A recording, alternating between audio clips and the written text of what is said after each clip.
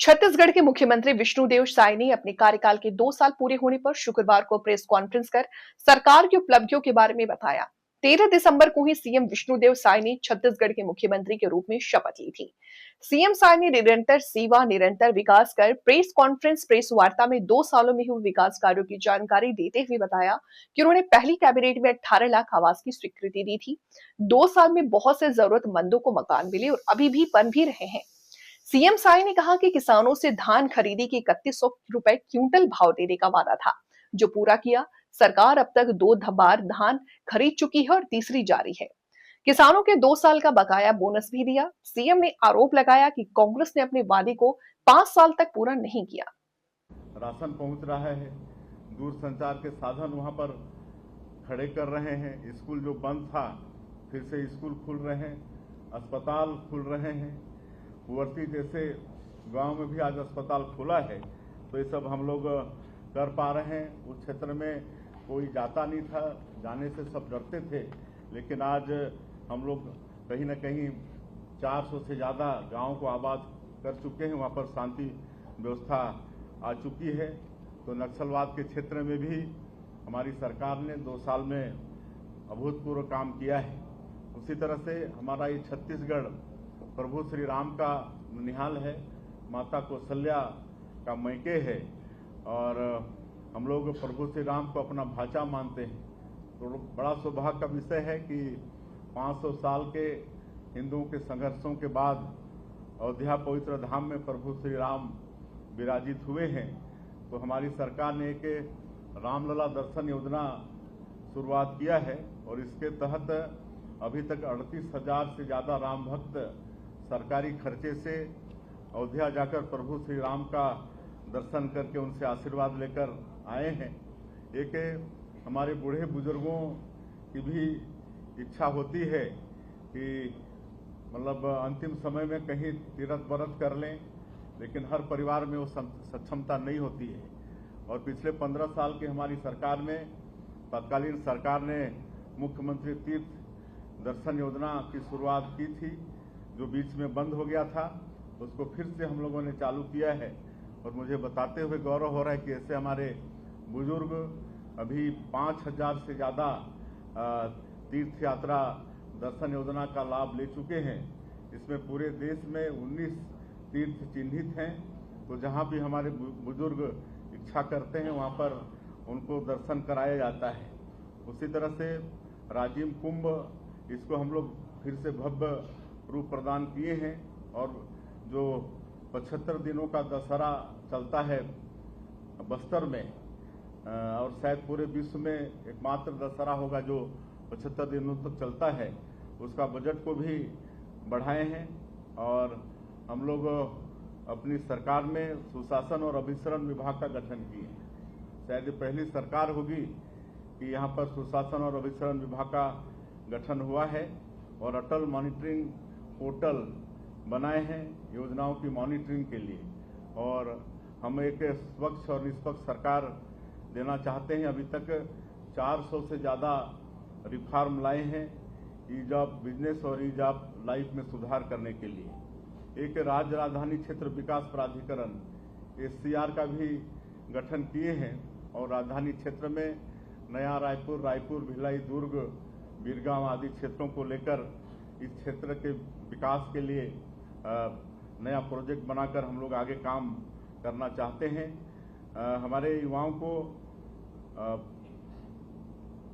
Skill करने के लिए उद्यम क्रांति योजना हम लोग लागू किए हैं और उनको स्टडी वगैरह के लिए 50% सब्सिडी और ब्याज मुक्त ऋण, इसका भी प्रावधान सरकार ने किया है। पिछले साल हमारी सरकार GST कलेक्शन में पूरे देश में नंबर 1 रहा। 23,454 करोड़ रुपए का GST कलेक्शन हुआ और 15% की वृद्धि हुई। छोटे व्यापारियों को भी सुविधा देने की दृष्टि से जो ई-वे बिल सीमा होता है, उसकी सीमा 50,000 से बढ़ाकर 1 लाख किए हैं। और सभी जिलों में हमारे व्यापारियों की सुविधा के लिए GST का कार्यालय भी सरकार ने खोला है और हमारे प्रतिष्ठान 24 घंटे और हर सप्ताह 7 दिन खुले रहने के भी एक नियम बनाए हैं। इससे भी हमारे व्यापारियों को और लोगों को लाभ हो रहा है। हम लोग एक नई उद्योग नीति भी अपने प्रदेश में लाए हैं। हमारे यहाँ पर उद्योग मंत्री आज नहीं आए हैं। उनने और उनकी पूरी टीम ने बहुत राय मशविरा करके नई उद्योग नीति बनाई है। नई उद्योग नीति वर्ष 2024-30 और अभी 1 साल ही हुआ है इसको लॉन्च किए, और हम लोग बहुत कम जगह अपनी नई उद्योग नीति को लेके गए हैं, लेकिन इसकी सराहना देश और विदेश में हो रही है। और इसी का असर है कि अभी तक करीब 8 लाख करोड़ का MOU निवेश प्रस्ताव हमारे प्रदेश को मिल चुका है। और खाली निवेश का प्रस्ताव ही नहीं मिला है, बल्कि धरातल में काम भी चालू हो गया है। सेमीकंडक्टर प्लांट उसका काम चालू हो गया है, AI बेस्ड डाटा सेंटर ये सब का काम चालू हो गया है। हमको लगता है कि 1 साल बाद में और भी ज़्यादा धरातल में दिखेगा। तो इस तरह से नई उद्योग नीति का भी लाभ हम लोग को मिल रहा है। और नई उद्योग नीति में हम लोग रोजगार को ज़्यादा ध्यान दिए हैं। अभी तक 10-12 हज़ार से भी ज़्यादा लोगों को सरकारी नौकरी दे चुके हैं विभिन्न विभागों में, और लगातार अभी फिर 5,000 शिक्षा विभाग में भी भर्ती उसका भी तैयारी चल रही है। लेकिन हम ये जानते हैं कि किसी भी हालत में हमारे सभी बेटा बेटियों को सरकारी नौकरी देना संभव नहीं हो पाएगा। इसलिए नई उद्योग नीति में हम लोग रोजगार को विशेष महत्व दे रहे हैं कि कोई भी उद्यमी अगर अपने उद्यम में स्थानीय 1,000 लोगों को रोजगार देने का काम करेगा तो नई उद्योग नीति में विशेष प्रोत्साहन का व्यवस्था उसमें किए हैं। तो इसका भी लाभ आने वाले समय में हमारे युवा बेरोजगार बेटा बेटियों को मिलेगा। रायपुर में एयर कार्गो की सुविधा ये प्रारंभ हो गई है। रजिस्ट्री प्रणाली भी प्रदेश में सरल हुआ है। इसमें 10 क्रांति लाए हैं, और हम लोग अपने मंत्रालय को भी ये ऑफिस प्रणाली लागू किए हैं, और हमारे जो फाइल्स हैं वो भी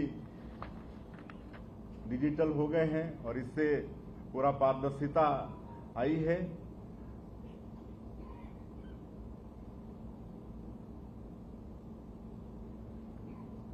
और नक्सलवाद की बात हम कर रहे थे, तो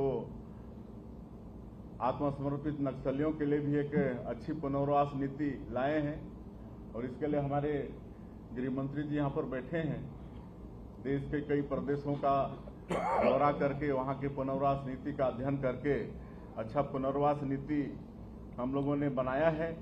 और जो भारी संख्या में आत्मसमर्पण कर रहे हैं उनको नई पुनर्वास नीति के तहत 3 वर्ष तक प्रत्येक महीना 10,000 रुपया सहायता के बतौर देने का प्रावधान है। शहरी क्षेत्र में अगर मकान बनाएंगे तो 4 डिसमिल प्लॉट, और ग्रामीण क्षेत्र में 1 हेक्टेयर कृषि भूमि देने का प्रावधान है। और इसमें जो सरेंडर करते हैं, कई इनामी नक्सली रहते हैं, तो पहले